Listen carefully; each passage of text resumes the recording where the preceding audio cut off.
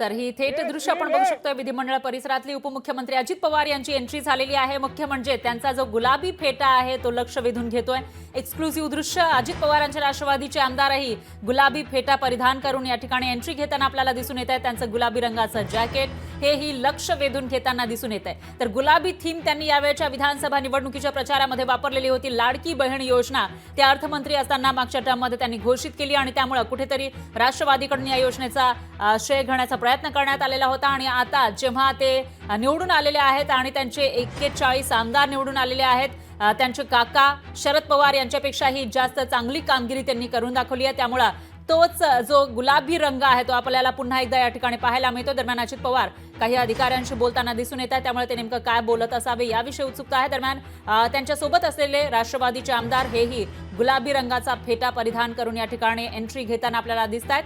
काही प्रतिक्रिया त्यांची येते का अधिवेशन सुरू होण्याआधी तेही बघावं लागणार आहे। अजित पवार हसतमुखाने एंट्री घेताना दिसून आले। गुलाबी जॅकेट त्यांनी घातलेला आहे आणि त्याचबरोबर गुलाबी फेटा सुद्धा त्यांच्या डोक्यावर आपल्याला दिसून येतोय।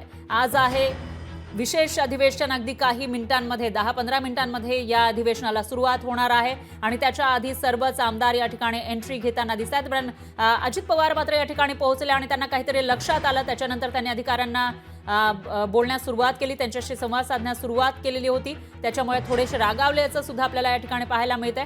कोणाला फोन त्यांनी लावलेला आहे का असंही या ठिकाणी आपल्याला या दृश्यांच्या माध्यमातून समजू शकते। दरम्यान अजित पवार हे नेमकं काय बोलतायत याविषयी उत्सुकता आहे। त्यांच्यासोबत राष्ट्रवादीचे जे आमदार आहेत तेही आपल्याला दिसून येत आहेत। त्याचबरोबर खासदार सुनील तटकरेही आपल्याला दिसत आहेत, हसन मुश्रीफ या ठिकाणी आहेत आणि इतरही नेते राष्ट्रवादीचे आपल्याला या ठिकाणी दिसत आहेत। तर दुसरीकडे छगन भुजबळ छत्रपती शिवाजी महाराजांच्या पुतळ्याचं दर्शन घेण्यासाठी पोहोचले होते। लोकशाही मराठी ऐका, पहा, जागरूक रहा।